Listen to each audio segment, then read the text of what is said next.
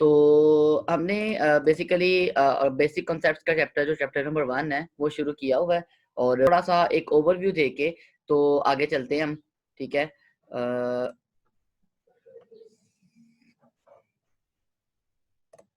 अच्छा बेटे, मैं आपको एक छोटा सा ओवरव्यू दूंगा कि अभी तक हमने क्या होता क्या है। सबसे पहले एक चीज हमने पढ़ी है, डीलोकलाइज बॉन्ड। डीलोकलाइज बॉन्ड क्या होता है कि ऐसा बॉन्ड जिसकी पोजीशन फिक्स नहीं होती। मिसाल के तौर पर अगर ये डबल बॉन्ड है, ठीक है, एक सिंगल बॉन्ड है और फिर एक डबल बॉन्ड है, ठीक है, तो ये जो इसको हम बोलते हैं कॉन्जुगेटेड डबल बॉन्ड। ठीक है, इसको हम कॉन्जुगेटेड डबल बॉन्ड बोलते हैं। तो ये जो डबल बॉन्ड्स हैं, ये वाला इसकी पोजीशन चेंज हो सकती है, ये इधर से इधर शिफ्ट हो सकता है, और ये वाला डबल बॉन्ड जो है वो इधर से इधर शिफ्ट हो सकता है। इस शिफ्टिंग के नतीजे में क्या होगा कि यहाँ पे सिंगल बॉन्ड बन जाएगा, यहाँ पे डबल बॉन्ड बन जाएगा, यहाँ पे भी सिंगल बॉन्ड बन जाएगा, और इसके ऊपर नेगेटिव चार्ज आ जाएगा, इस कार्बन के ऊपर पॉजिटिव चार्ज आ जाएगा। तो ये वाला जो डबल बॉन्ड जिसकी पोजीशन फिक्स नहीं है, इसको हम बोलते हैं डीलोकलाइज बॉन्ड। ठीक है, इसको डीलोकलाइज बॉन्ड कहते हैं। लोकलाइज बॉन्ड एक ऐसा बॉन्ड होता है जिसकी पोजीशन फिक्स होती है, डीलोकलाइज बॉन्ड की पोजीशन फिक्स नहीं होती। इसकी एक और बड़ी एग्जांपल जो है वो आपके सामने जो है ना वो होती है उसकी बेंजीन की। ठीक है ना, बेंजीन का आपने स्ट्रक्चर पढ़ते आ रहे हैं सेकंड ईयर से कि ये बेंजीन होता है।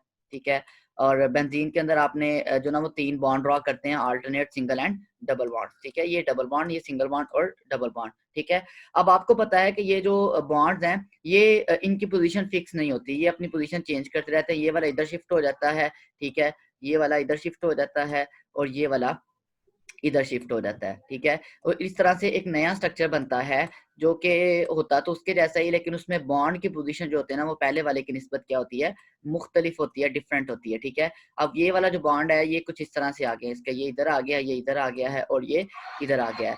तो इसको हम बोलते हैं डीलोकलाइजेशन। ठीक है, डीलोकलाइजेशन इसको बोलते हैं। और ये जो डीलोकलाइजेशन के नतीजे में एक ये स्ट्रक्चर बनाया, इसको मैं स्ट्रक्चर 1 कह देता हूँ, एक ये स्ट्रक्चर बनाया, इसको मैं स्ट्रक्चर 2 कह देता हूँ।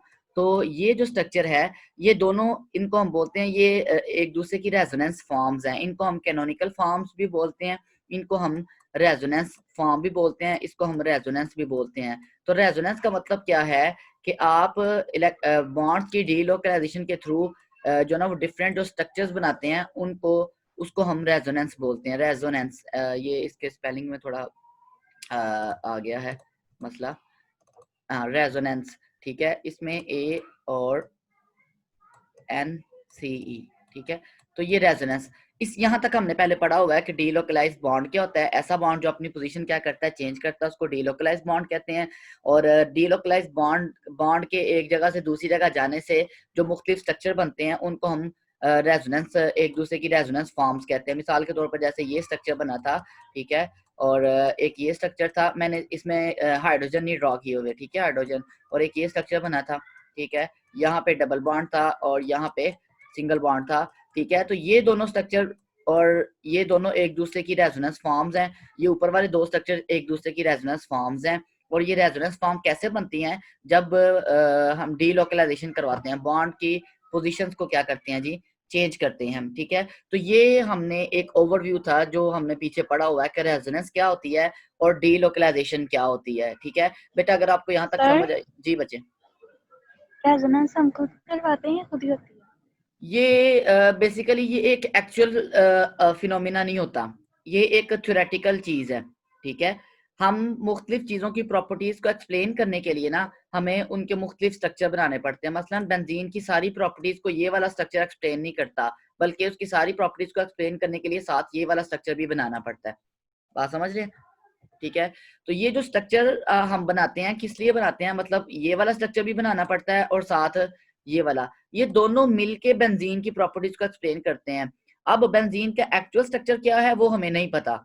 ठीक है, ये वो स्ट्रक्चर हैं जो बेंजीन की प्रॉपर्टीज को एक्सप्लेन करते हैं। एक कुछ प्रॉपर्टीज को ये मतलब दोनों मिलके सारी की सारी प्रॉपर्टीज को एक्सप्लेन करते हैं, कोई एक अकेला सारी प्रॉपर्टीज को एक्सप्लेन नहीं करता। ठीक है, तो किसी भी ऐसा कंपाउंड जिसका हमें स्ट्रक्चर नहीं पता होता, जैसे कि बेंजीन है, बेंजीन का स्ट्रक्चर अभी तक एक्चुअल बेंजीन का स्ट्रक्चर हमें नहीं पता कि बेंजीन का स्ट्रक्चर क्या है।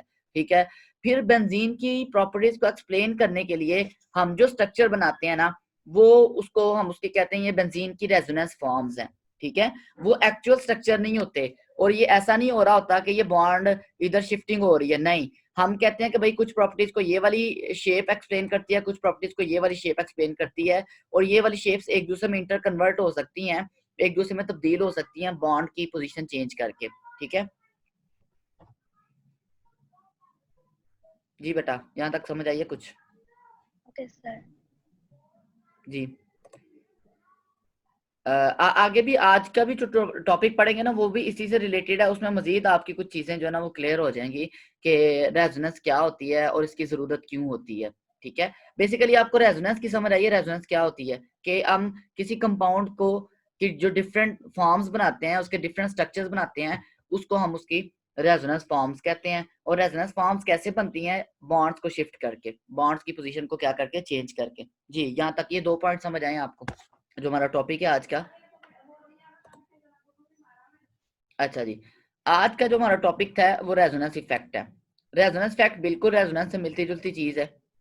क्या है कि किसी एक जगह मॉलिक्यूल के अंदर किसी एक जगह इलेक्ट्रॉन की डेंसिटी का कम हो जाना और किसी दूसरी जगह ज्यादा हो जाना। जितनी एक जगह पे इलेक्ट्रॉन की डेंसिटी कम होती है उतनी ही दूसरी जगह पे इलेक्ट्रॉन की डेंसिटी ज्यादा होती है, और इसको हम बोलते हैं रेजोनेंस इफेक्ट या मीजोमेरिक इफेक्ट बोलते हैं। मसलन यहाँ पे देखें, ये ऑक्सीजन के पास ना इलेक्ट्रॉन का लॉन पेयर था। ठीक है, ऑक्सीजन के पास ये जो फिनोल आपके सामने बना हुआ है, इसमें ऑक्सीजन के पास इलेक्ट्रॉन का लॉन पेयर था। एक्चुअली 2 लॉन पेयर होते हैं, ठीक है, ऑक्सीजन के पास। ठीक है, तो उनमें से एक लॉन पेयर जो है वो ऑक्सीजन ने क्या किया, वो डोनेट कर दिया इधर। उसने इस कार्बन, ये जो यहाँ पे कार्बन था, इस कार्बन को कहा जी मेरे साथ बॉन्ड बनाओ। कार्बन कहता नहीं मेरे ऑलरेडी 4 बॉन्ड बने हुए हैं, मैं मजीद बॉन्ड नहीं बना सकता। तो वो कहता कोई बात नहीं, मैं बॉन्ड बनाने के लिए दोनों इलेक्ट्रॉन मैं देता हूँ। ठीक है, तो तुम ऐसा करो कि अपना ये जो डबल बॉन्ड वाला इलेक्ट्रॉन है ये साथ वाले कार्बन को वापस कर दो, दोनों इलेक्ट्रॉन उसको दे दो। ठीक है, तो ये इस तरह की इनकी आपस में बातचीत होती है। ठीक है, उसके नतीजे में क्या होता है कि यहाँ पे डबल बॉन्ड बन जाता है, ये एक डबल बॉन्ड नया बन गया।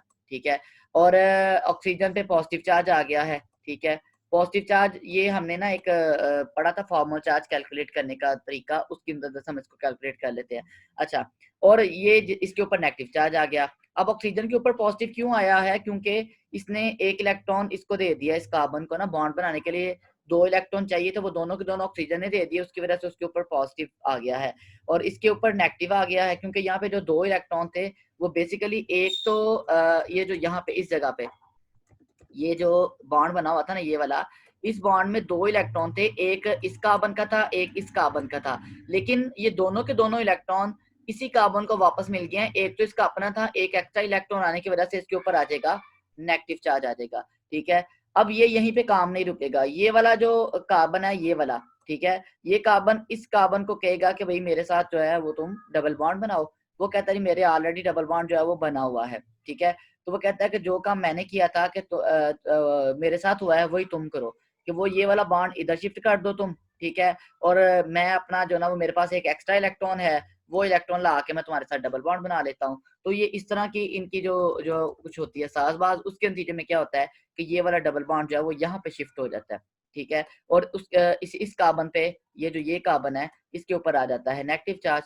ठीक है, अब अगेन यही काम आगे होता है कि ये वाला इधर शिफ्ट होता है और ये वाला बॉन्ड इधर शिफ्ट होता है। ठीक है, अब इसके ऊपर नेगेटिव चार्ज आ गया, और दी एंड क्या होगा? दी एंड ये होगा कि ये वाला नेगेटिव चार्ज इधर शिफ्ट होगा, ये वाला नेगेटिव चार्ज जो है वो इधर शिफ्ट होगा, इधर डबल बॉन्ड बनाएगा, और ये वाले जो बॉन्ड के इलेक्ट्रॉन है वो वापस ऑक्सीजन पे चले जाएंगे, और उसके नतीजे में ऑक्सीजन की जो पहली वाली सूरत हाल थी वो उसमें वापस आ जाएगा। अब उसके नतीजे में जो स्ट्रक्चर बनेगा वो मैं यहाँ पे ड्रॉ कर रहा हूँ, वो यहाँ पे कुछ इस तरह से बन जाएगा।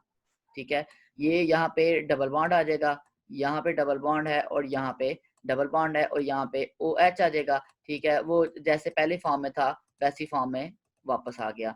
तो ये जो प्रोसेस सारा हुआ है इसको हम बोलते हैं रेजोनेंस इफेक्ट। इस सारे प्रोसेस में हुआ क्या है एक्चुअली, इस सारे प्रोसेस में के जो नेगेटिव चार्ज था ना वो डीलोकलाइज हुआ है। वो नेगेटिव चार्ज जो है वो पूरी रिंग के ऊपर जो है वो घुमा है, पूरी रिंग के ऊपर डीलोकलाइज हुआ है। ठीक है, तो मिसाल के तौर पर अगर आप देखते हैं तो ये शुरू में इलेक्ट्रॉन यहाँ पे थे, उसके बाद नेगेटिव चार्ज यहाँ पे आया, फिर नेगेटिव चार्ज यहाँ पे आया, फिर नेगेटिव चार्ज यहाँ पे आया, और दोबारा वो इलेक्ट्रॉन्स के लोन पेयर की फॉर्म में यहाँ पे चला गया। तो इसको हम बोलते हैं रेजोनेंस इफेक्ट के इलेक्ट्रॉन की डेंसिटी शुरू में ऑक्सीजन पे थी, फिर ऑक्सीजन से थोड़ी कम होगी, ऑक्सीजन के ऊपर पॉजिटिव आ गया, और कहाँ पे ज्यादा हुई, इस कार्बन पे नेगेटिव आ गया। फिर इस कार्बन पे नेगेटिव तो था इलेक्ट्रॉन की डेंसिटी, अब वो इलेक्ट्रॉन की डेंसिटी नेगेटिव यहाँ से खत्म होके यहाँ पे आ गया, यहाँ पे ज्यादा हो गई, फिर वो यहाँ से खत्म होके यहाँ पे आ गया, यहाँ पे ज्यादा हो गई, और फिर दी एंड वो वापस वहीं पे चला गया जहाँ से आया था। और इस तरह से इलेक्ट्रॉन की डेंसिटी एक जगह से कम होती रही है, दूसरी जगह पे ज्यादा होती रही है। इस सारे प्रोसेस को हम बोलते हैं रेजोनेंस इफेक्ट, या इसको हम बोलते हैं मेसोमेरिक इफेक्ट। ठीक है, ये इसकी समझ रही है बेटा क्या हुआ। तो ये रेजोनेंस इफेक्ट जो होता है ये कब होता है या उसके लिए क्या क्या रिक्वायरमेंट्स होती हैं उसको हम देखते हैं अब। ठीक है, तो सबसे पहली चीज कि रेजोनेंस इफेक्ट होता कब है। रेजोनेंस इफेक्ट होता है जब कोई भी एक ग्रुप किसी अनसैचुरेटेड सिस्टम के साथ कॉन्जुगेटेड हो। कॉन्जुगेटेड का मतलब क्या होता है बताएं जरा। वालेकुम सलाम जी। कॉन्जुगेटेड क्या होता है। When two double bonds are separated by single bond. ठीक है, किसी भी कोई भी दो चीजें जिनके दरमियान एक बॉन्ड का डिस्टेंस हो उनको हम कहते हैं ये कॉन्जुगेटेड है। ठीक है, उनको हम क्या बोलते हैं कि ये क्या है, कॉन्जुगेटेड है। जिसको जैसे कि हम कहते हैं alternate single and double bond. अब मिसाल के तौर पे देखें ना, ये O है, O, इस O के दरमियान और इस कार्बन के दरमियान क्या है, एक सिंगल बॉन्ड है, तो इन दोनों को हम कहते हैं कि ये दोनों आपस में क्या है, कॉन्जुगेटेड है।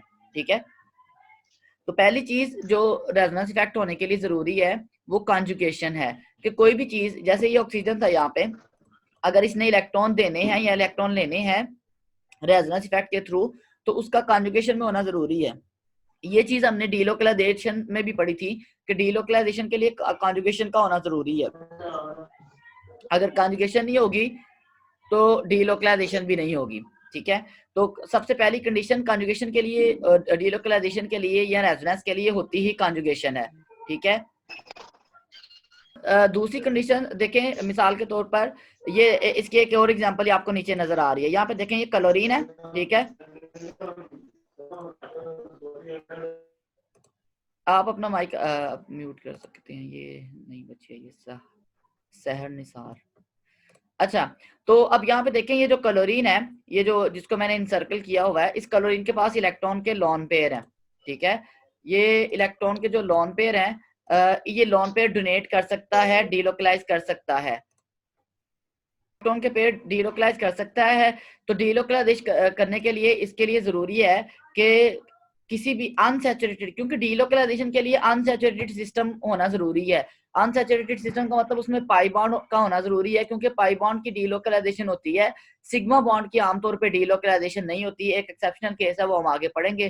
ठीक है, तो पाई बॉन्ड की जो डीलोकलाइजेशन है उसके लिए जरूरी है कि जिस ग्रुप ने इलेक्ट्रॉन का पेयर डोनेट करना है या एक्सेप्ट करना है वो उस अनसैचुरेटेड सिस्टम के साथ कॉन्जुगेशन भी हो। मतलब ये अनसैचुरेटेड सिस्टम है, ये वाला ये अनसैचुरेटेड सिस्टम है, और ये वो ग्रुप है जिसने इलेक्ट्रॉन का पेयर डोनेट करना है, तो इन दोनों के दरमियान सिर्फ एक सिंगल बॉन्ड होना चाहिए, तब जो ना वो डीलोकलाइजेशन हो सकती है, अदरवाइज डीलोकलाइजेशन नहीं हो सकती।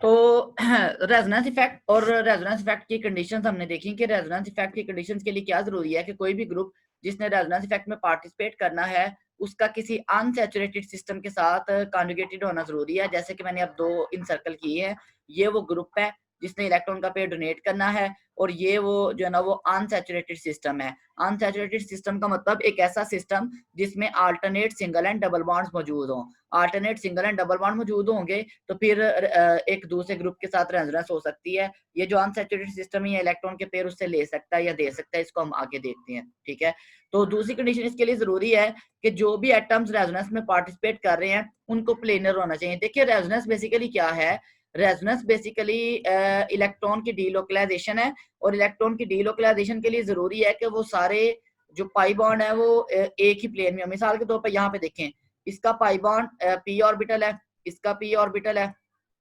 ठीक है, इसके पास ये जो लॉन पेयर है ये भी किसमें है, p ऑर्बिटल में। ठीक है, ये तीनों, ये पहले इनका इन दोनों का बॉन्ड बना हुआ है और इसके पास एक इलेक्ट्रॉन का पेयर है, ये इसको डोनेट करना चाह रहा है। इसको डोनेट करने के लिए जरूरी है कि ये जिसने डोनेट करना है ये इन दोनों p के पैरेलल हो। ठीक है, अब यहाँ पे क्या हुआ है कि वो इलेक्ट्रॉन का पेयर इसमें आ गया है। ठीक है, और इसके इन दोनों के दरमियान क्या बन गया है, पाई बॉन्ड। आपने पढ़ा हुआ है पाई बॉन्ड बनाने के लिए जो दो p ऑर्बिटल है उनका एक दूसरे के पैरेलल होना जरूरी है। ठीक है। तो ये इसकी दो कंडीशन है, यहाँ पे इसमें कोई प्रॉब्लम हो तो बताइएगा। तो हमारे पास हैं टाइप्स ऑफ रेजोनेंस इफेक्ट। दो तरह के रेजोनेंस इफेक्ट होता है, एक इलेक्ट्रॉन डोनेटिंग होता है, एक इलेक्ट्रॉन विथड्राइंग होता है। इलेक्ट्रॉन डोनेटिंग रेजोनेंस इफेक्ट का मतलब क्या है कि जब इलेक्ट्रॉन डेंसिटी जो होती है वो अनसैचुरेटेड सिस्टम पे इंक्रीज होती है किसी दूसरे ग्रुप की वजह से, और इसमें क्या होती है, डिक्रीज होती है किसी ग्रुप की वजह से। ये यहाँ पे मैंने एग्जांपल से इसको एक्सप्लेन करता हूँ। मिसाल के तौर पर यहाँ पे देखें कि ये वाला जो है ये ग्रुप है जिसने इलेक्ट्रॉन डोनेट करने हैं, ठीक है।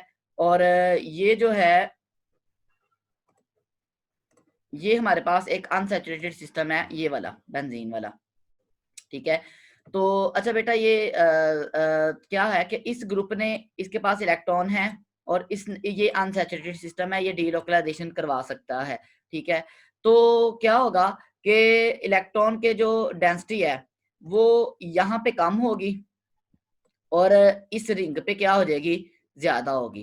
कैसे होगी ये देखें जरा कि इलेक्ट्रॉन सबसे पहले आए यहाँ पे, ठीक है, और ये इसका डबल बॉन्ड इधर शिफ्ट हुआ। इस सारे प्रोसेस में क्या हुआ, इसके ऊपर नेगेटिव चार्ज आ गया।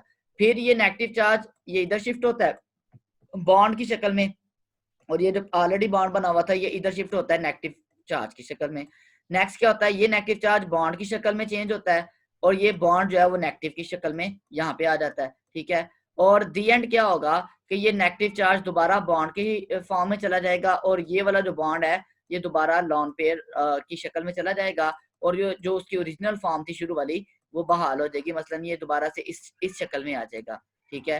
तो ये आपके पास आ जाएगा, यहाँ पे डबल बॉन्ड, यहाँ पे डबल बॉन्ड, यहाँ पे डबल बॉन्ड, और ऊपर Cl है। Cl के पास 3 इलेक्ट्रॉन के पेयर हैं। तो इस सारे प्रोसेस में हुआ क्या है, इस सारे प्रोसेस में ये जो स्ट्रक्चर है चार, ये वाले स्ट्रक्चर, इन चारों स्ट्रक्चर्स के अंदर क्या हुआ है कि बेंजीन के ऊपर एक दफा यहाँ पे नेगेटिव आया, यहाँ पे नेगेटिव आया और यहाँ पे नेगेटिव आया। तो इलेक्ट्रॉन की जो डेंसिटी है और यहाँ पे पॉजिटिव आ गया है, इसके ऊपर पॉजिटिव और इसके ऊपर भी क्या आ गया, पॉजिटिव।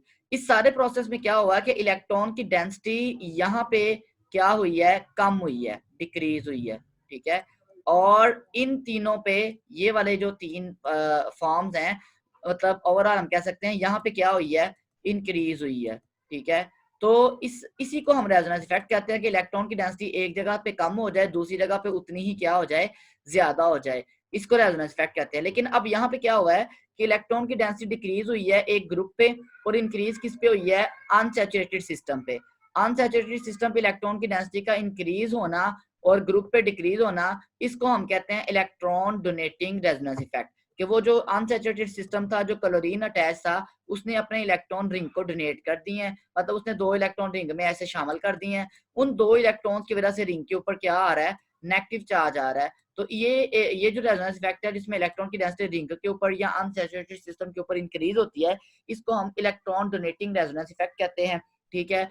और दूसरी तरफ इसका उलट होता है कि अगर इलेक्ट्रॉन रिंग से जो है ना वो कोई चीज हासिल कर ले, मिसाल के तौर पर ये नाइट्रो ग्रुप है तो इसका ये डबल बॉन्ड जो है ना वो इधर शिफ्ट होता है, ठीक है, और ये वाला जो बॉन्ड है वो इधर शिफ्ट होता है, ठीक है। इस सारे प्रोसेस में इसके ऊपर आ जाता है पॉजिटिव चार्ज, ठीक है, ये इसके ऊपर पॉजिटिव चार्ज आ गया और ये यहाँ पे नेगेटिव आ गया, ठीक है। मतलब इलेक्ट्रॉन की डेंसिटी पॉजिटिव का मतलब होता है कि इलेक्ट्रॉन की कमी, इलेक्ट्रॉन की डेंसिटी यहाँ पे कम हो गई है, यहाँ पे डिक्रीज हो गई है, ठीक है, और यहाँ पे क्या हो गई है, इंक्रीज हो गई है। इसको हम बोलते हैं electron with drawing inductive effect, ठीक है। इलेक्ट्रॉन विड्रॉ हो गए हैं, कहाँ से, अनसैचुरेटेड सिस्टम से। किसने विड्रॉ किए हैं, ये जो एक साथ ग्रुप लगा हुआ था जो कि कॉन्जुगेटेड था, इसने इलेक्ट्रॉन की डेंसिटी जो है ना वो रिंग पे कम कर दी है, अनसैचुरेटेड सिस्टम पे कम कर दी है और उस पे जो है वो इंक्रीज कर दी है साथ वाले जो है वो ग्रुप पे, ठीक है। इसी तरह ये पॉजिटिव चार्ज भी रिंग के अंदर डीलोकलाइज होगा,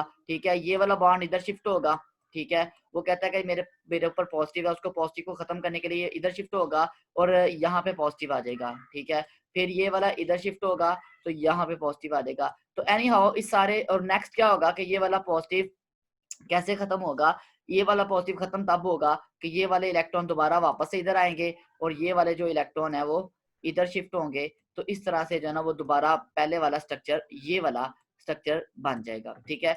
तो इस सारे प्रोसेस में हुआ क्या है कि इलेक्ट्रॉन की डेंसिटी रिंग के ऊपर कम हुई है, जिसकी वजह से रिंग के ऊपर क्या आ रहा है, पॉजिटिव चार्ज आ रहा है। तो ये वाला इंडक्टिव रेजोनेंस इफेक्ट जिसमें रिंग के इलेक्ट्रॉन डेंसिटी रिंग के ऊपर कम हो ठीक है, और इसके ऊपर साथ वाले ग्रुप पे क्या हो जाए, थोड़ी ज्यादा हो जाए, ठीक है। नेगेटिव का मतलब है इलेक्ट्रॉन की डेंसिटी का ज्यादा होना, इसको हम बताते हैं इलेक्ट्रॉन विथड्रॉइंग इंडक्टिव इफेक्ट, ठीक है। तो बेसिकली यहाँ पे बताने का मकसद ये है कि इंडक्टिव इफेक्ट दो तरह का होता है, एक इलेक्ट्रॉन डोनेटिंग होता है और एक इलेक्ट्रॉन विथड्रॉइंग। इलेक्ट्रॉन डोनेटिंग में इलेक्ट्रॉन डेंसिटी जो अनसैचुरेटेड सिस्टम है उस पर ज्यादा हो जाती है, और इसमें अनसैचुरेटेड सिस्टम पे क्या हो जाती है, कम हो जाती है। इलेक्ट्रॉन डोनेटिंग कौन करता है, एक ऐसा ग्रुप करता है जिसके पास दो चीजें हों, अनशेयर्ड पेयर ऑफ इलेक्ट्रॉन हो और वो कनेक्टेड हो। कनेक्टेड का मतलब कॉन्जुगेटेड है, किसी अनसैचुरेटेड सिस्टम के साथ कॉन्जुगेटेड हो। मिसाल के तौर पर ये सारे हैं, O नेगेटिव है, Nr2 है, ठीक है, NH2 है, अमाइन ग्रुप है, OH है, ठीक है, OR है, X से मुराद हैलोजेंस हैं, ठीक है। उसके बाद ये आपके पास आ जाता है एक जो ग्रुप आ जाता है इसका ईस्टर, ठीक है। उसके अलावा ये आपके पास एरोमेटिक, ये सारे के सारे ग्रुप इलेक्ट्रॉन डोनेटिंग है। ये इनको आप किसी अनसैचुरेटेड सिस्टम के साथ अटैच करेंगे, अनसैचुरेटेड सिस्टम से मुराद बेंजीन रिंग हो सकती है, कोई भी alternate single and double bond वाला सिस्टम हो सकता है, ठीक है। तो इसके साथ आप इन सबको अटैच करेंगे तो ये क्या करेंगे, ये अपने इलेक्ट्रॉन रिंग को डोनेट कर देंगे, अनसैचुरेटेड सिस्टम को क्या कर देंगे, डोनेट कर देंगे। दूसरी तरफ इलेक्ट्रॉन विथड्रॉइंग कौन से हैं, जो इलेक्ट्रॉन विथड्रॉ कर लेते हैं रिंग से, अनसैचुरेटेड सिस्टम से इलेक्ट्रॉन को हासिल कर लेते हैं। अनसैचुरेटेड सिस्टम पे इलेक्ट्रॉन की डेंसिटी कम हो जाती है, इनके ऊपर ज्यादा हो जाती है। और ये कौन से ग्रुप होते हैं, इनके अंदर दो चीजें होती हैं, एक तो इनके अंदर मल्टीपल बॉन्ड होता है, और दूसरी चीज एक हाईली इलेक्ट्रोनेगेटिव एटम होता है। मिसाल के तौर पर ये देखें नाइट्रो ग्रुप, नाइट्रो ग्रुप के अंदर मल्टीपल बॉन्ड है, ये देखें ये मल्टीपल बॉन्ड, मल्टीपल बॉन्ड का मतलब होता है डबल बॉन्ड या सिंगल बॉन्ड, ठीक है। ये मल्टीपल बॉन्ड है इनके ऊपर, और साथ एक इलेक्ट्रोनेगेटिव एटम भी है, तो इस वजह से ये इलेक्ट्रॉन जो है वो विथड्रॉ कर लेते हैं कहाँ से, रिंग से। अच्छा जी तो इलेक्ट्रॉन डोनेटिंग और इलेक्ट्रॉन विथड्रॉइंग इंडक्टिव इफेक्ट की मैंने एग्जांपल्स यहाँ पे ये बनी हुई है, ऑलरेडी हम डिस्कस कर चुके हैं कि इलेक्ट्रॉन डोनेट कौन करता है और विथड्रॉ क्या करता है। अब यहाँ पे क्वेश्चन आ जाता है कि भाई ये जो इतनी बड़ी कहानी हमने बनाई हुई है कि ये इलेक्ट्रॉन इधर से इधर चले गए, इधर से इधर चले गए, इस सारी कहानी का मकसद क्या है। स्क्रीन नजर आ रही है ना बच्चों आपको? जी सर।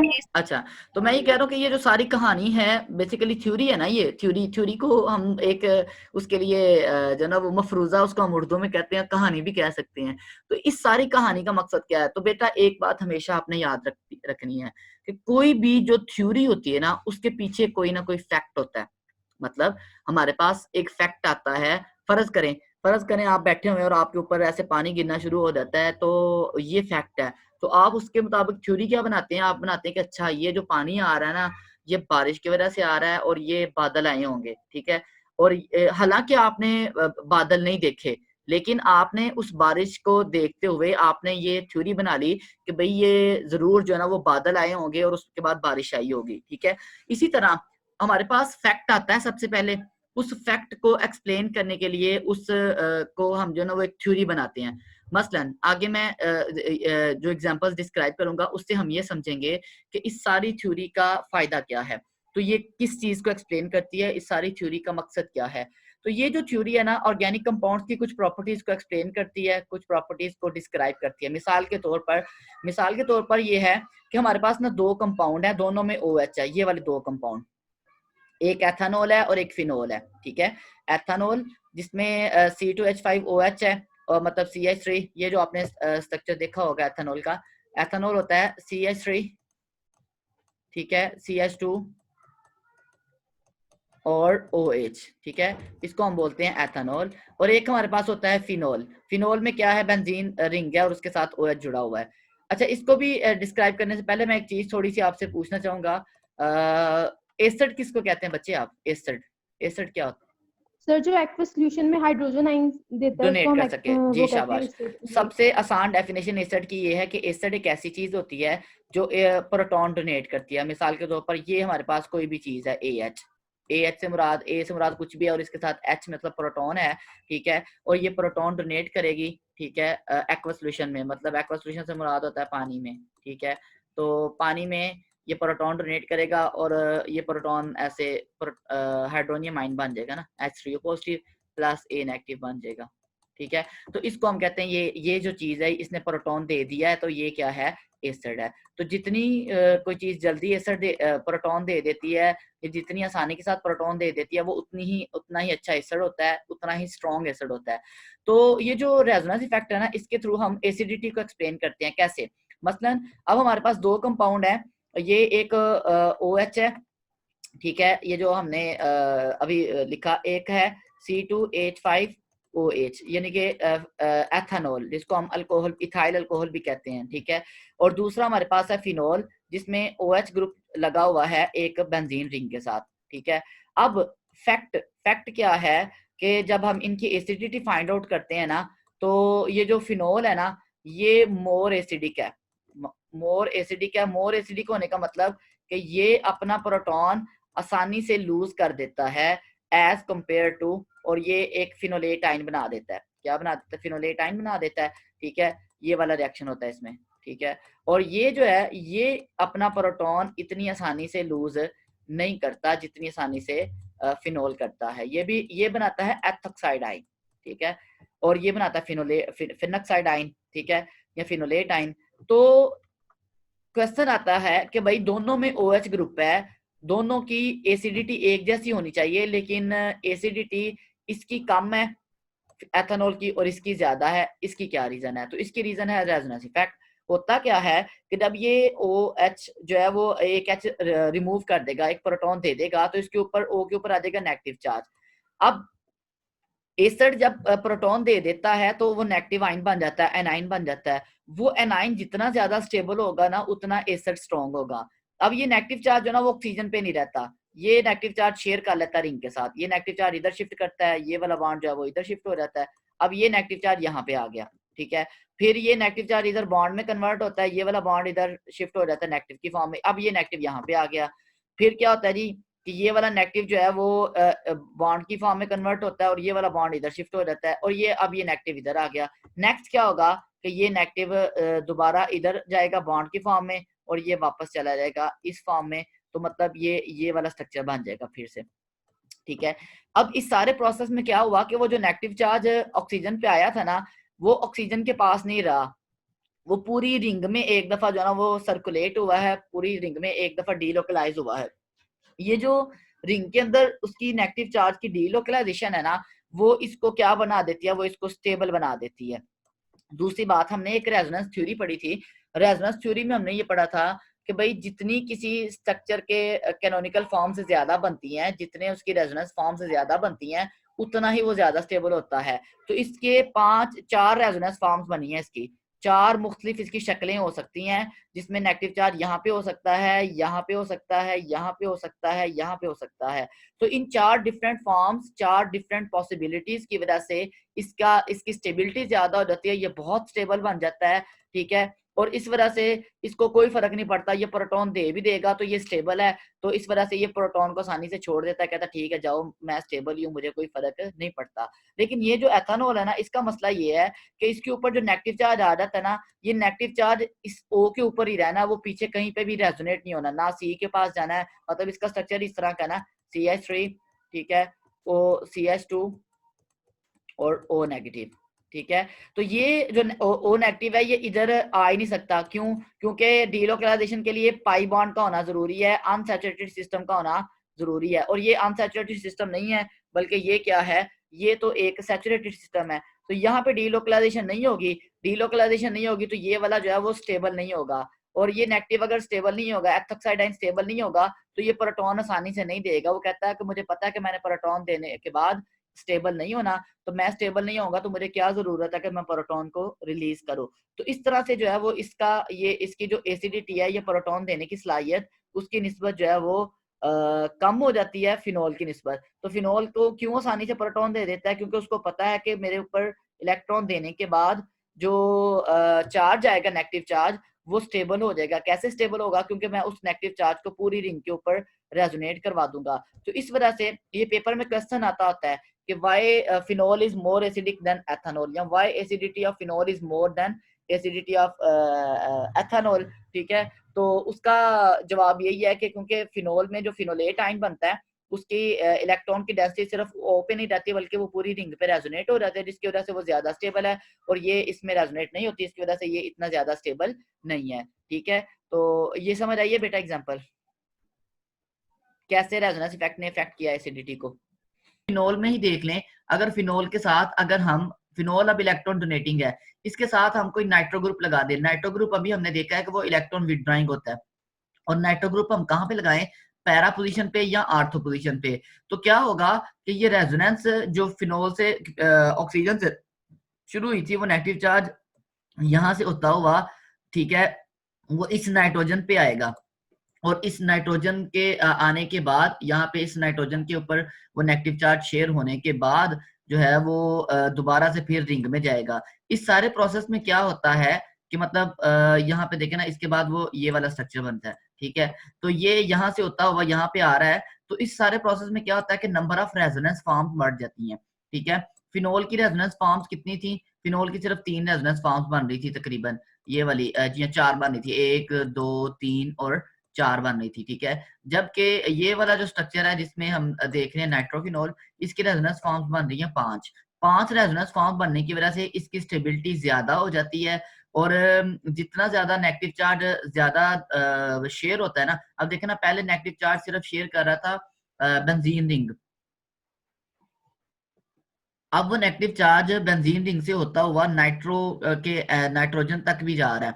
ठीक है, यहाँ तक नाइट्रोजन तक जा रहा है, और नाइट्रोजन का यहाँ पे डबल बॉन्ड बन जाता है एक्चुअली। ठीक है, और उसका वो बॉन्ड इधर शिफ्ट हो जाता है, ये वाला जो स्ट्रक्चर है। ठीक है, तो इसकी वजह से रेजोनेंस में इजाफा हो जाता है, और रेजोनेंस में जितनी ज्यादा होगी, जितनी ज्यादा कैनोनिकल फॉर्म्स बनेगी, उतना ज्यादा वो स्ट्रक्चर स्टेबल होगा। तो इसका मतलब ये है कि जो पैरा नाइट्रोफिनोल है वो फिनोल से भी ज्यादा एसिडिक है, क्योंकि वो उससे भी ज्यादा स्टेबल है, वो उससे भी ज्यादा जल्दी प्रोटॉन दे देगा। ठीक है, इसी तरह जो आर्थो नाइट्रोफिनोल है, ये वाला आर्थो नाइट्रोफिनोल में देखें, इसमें भी यही सेम प्रोसेस हो रहा है कि ये नेगेटिव चार्ज इधर शिफ्ट होगा। ठीक है, इसका यहाँ पे डबल बॉन्ड बन जाएगा, ये वाला। ठीक है, और मीनवाइल ये वाला डबल बॉन्ड इधर शिफ्ट हो जाएगा नाइट्रोजन के साथ। ठीक है, नाइट्रोजन के साथ जब ये शिफ्ट होगा तो यहाँ पे डबल बॉन्ड बन जाएगा। यहाँ पे भी वही काम हुआ है कि वो जो नेगेटिव चार्ज आ रहा था ऑक्सीजन से, वो आगे नाइट्रो ग्रुप पे भी शेयर हुआ है, और नाइट्रो ग्रुप पे शेयर होने के साथ साथ वो बेंजीन रिंग पे भी शेयर हुआ है। इस शेयरिंग में इजाफे की वजह से इसकी स्टेबिलिटी बढ़ जाती है।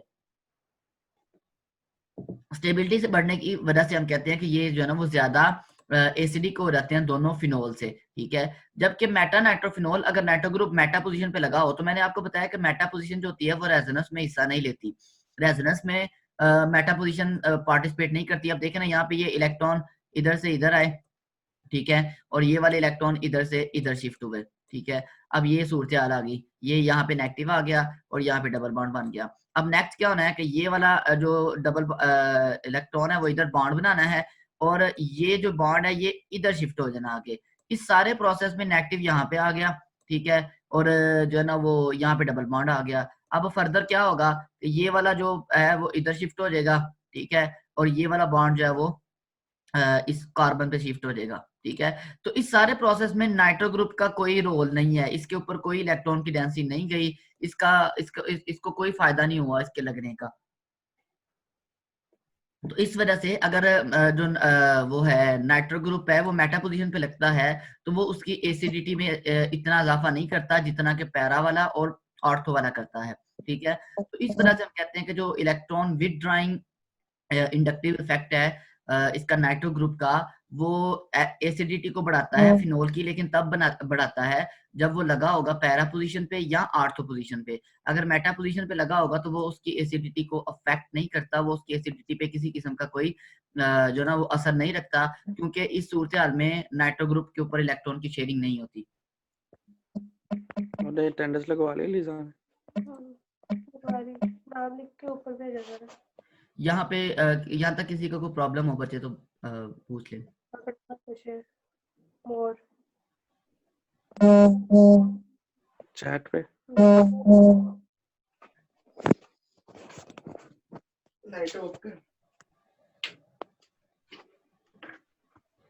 जी बच्चों, किसी का कोई मसला मसाइल, किसी को कोई चीज ना समझ आ रही हो पूछ ले, फिर आगे चलते हैं। No, sorry, everything is fine.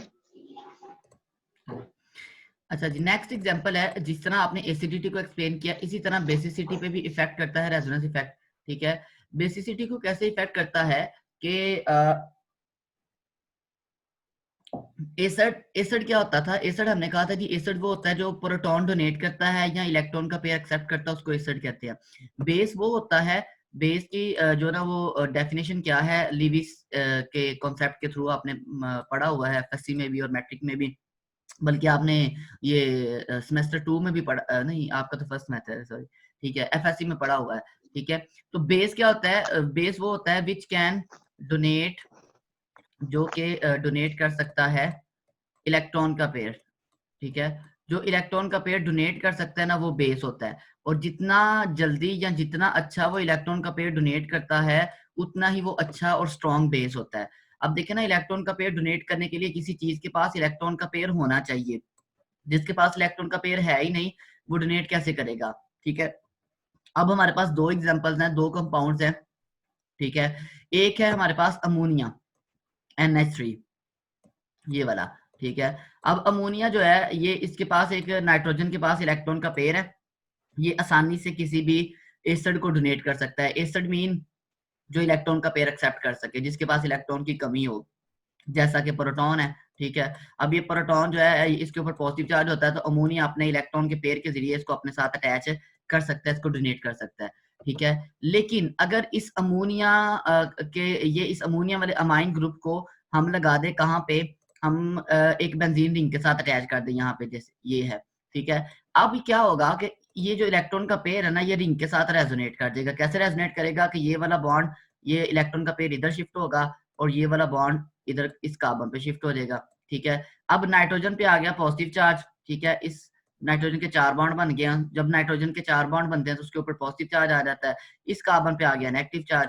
अब नेक्स्ट क्या होता है कि ये नेगेटिव जो है वो इधर शेयर होता है। ठीक है, और ये वाला जो है वो इधर शिफ्ट होगा। ठीक है, इसके नतीजे में यहाँ पे नेगेटिव आ गया और इधर आ गया डबल बॉन्ड। नेक्स्ट क्या होगा कि ये वाला जो नेगेटिव है ये इधर शिफ्ट होगा। ठीक है, और ये वाला जो डबल बॉन्ड है इसके दोनों इलेक्ट्रॉन इस कार्बन पे शिफ्ट होंगे। ठीक है, और यहाँ पे नेगेटिव आ गया और यहाँ पे क्या आ गया, बॉन्ड आ गया। ठीक है, इस शिफ्टिंग के नतीजे में। और नेक्स्ट क्या होगा, नेक्स्ट वही जो जहाँ से बात शुरू हुई थी वहीं पे आके रुकेगी कि ये इधर शिफ्ट हो जाएगा और ये वाला इसके पास वापस आ जाएगा। ठीक है, और ये आपके पास ये स्ट्रक्चर बन जाएगा। अब इस सारे प्रोसेस में हुआ क्या है कि वो इलेक्ट्रॉन का पेयर जो नाइट्रोजन का था वो अब सिर्फ नाइट्रोजन का नहीं रहा, वो पूरी रिंग पे सर्कुलेट हो रहा है, पूरी रिंग पे रेजोनेट हो रहा है। ठीक है, पूरी रिंग पे शेयर हो रहा है। अब उससे क्या होता है कि नाइट्रोजन के ऊपर इलेक्ट्रॉन की कमी हो जाती है। इलेक्ट्रॉन की कमी मीन उसके ऊपर हल्का सा पॉजिटिव चार्ज आ जाता है। ठीक है, जिसकी वजह से क्या होता है कि वो इस काबिल नहीं रहता कि वो इलेक्ट्रॉन का पेयर डोनेट कर सके, या वो इलेक्ट्रॉन का पेयर डोनेट करने की उसकी जो सलाहियत है वो कम हो जाती है, जिसकी वजह से इसकी बेसिसिटी कम हो जाती है। और अच्छा बेस वो होता है जो इलेक्ट्रॉन का पेयर डोनेट कर देता है आसानी से, और जो इलेक्ट्रॉन का पेयर आसानी से डोनेट नहीं करता या जल्दी से नहीं करता, वो एक जो ना वो अच्छा बेस नहीं होता। ठीक है, तो इस वजह से हम कहते हैं कि अमोनिया, ये जो एनिलीन है, ये जो स्ट्रक्चर बना हुआ है इसको हम एनिलीन बोलते हैं, इसका स्पेशल नेम है। ठीक है, एनिलीन जो होता है ये लेस बेसिक है किससे, अमोनिया से। इसकी बेसिसिटी अमोनिया से क्या है, कम है। ये अमोनिया है, इसकी बेसिसिटी ज्यादा है और एनिलीन की बेसिसिटी कम है। अच्छा, मेरे ज़हन में आ रहा था, फिर मुझे स्किप हो गया कि यहाँ पे ये जो सारा टॉपिक हमने पढ़ा इसमें से क्वेश्चन किस तरह से बनता है। ठीक है, लॉन्ग क्वेश्चन में एज ए नोट आ सकता है रेजोनेंस इफेक्ट। ठीक है, उसमें आप उसकी डेफिनेशन लिख के, उसकी टाइप्स लिख के, उसकी एग्जांपल्स लिख सकते हैं। लेकिन शॉर्ट क्वेश्चन में इसके कंसेप्चुअल क्वेश्चन या एमसीक्यूज में कैसे बनते हैं, आपको क्वेश्चन आ सकता है कि why ammonia is more basic than aniline. ठीक है, या why basicity of aniline is less than ammonia, ये वाला कि aniline is weaker base than ammonia क्यों है, इसकी क्या जस्टिफिकेशन है। तो उसका आप जस्टिफाई करेंगे क्योंकि वो उसका जो इलेक्ट्रॉन का पेयर है एनिलीन का वो पूरी रिंग में शेयर हो जाता है, सर्कुलेट हो जाता है, जबकि अमोनिया में जो इलेक्ट्रॉन का पेयर है वो लोकलाइज होता है, वो डीलोकलाइज नहीं होता, वो अमोनिया पे नाइट्रोजन पे ही मौजूद रहता है। तो इसके लिए शेयर करना आसान है, इसके पास इलेक्ट्रॉन की डेंसिटी ज्यादा है, इसके लिए शेयर करना थोड़ा मुश्किल है क्योंकि इसने पूरी रिंग के साथ उसको क्या किया हुआ है, शेयर किया हुआ है। ठीक है, एक तो इस तरह से क्वेश्चन बन सकता है, मतलब एक क्वेश्चन ये बन सकता है why phenol is more basic than alcohol ethanol. ठीक है, या why para nitrophenol is more acidic than phenol. ठीक है, why meta nitrophenol is less acidic than para nitrophenol. तो ये सारे क्वेश्चन इसमें से कॉन्सेप्चुअल क्वेश्चन इस तरह से बन सकते हैं, जिसमें आपने सिंपल एक रीजन देनी है और साथ ये रेजोनेंस स्ट्रक्चर ड्रॉ करके बता देना है कि भाई इस वजह से जो ना वो किसकी एसिडिटी कम है, किसकी ज्यादा है, किसकी बेसिसिटी कम है, किसकी बेसिसिटी ज्यादा है।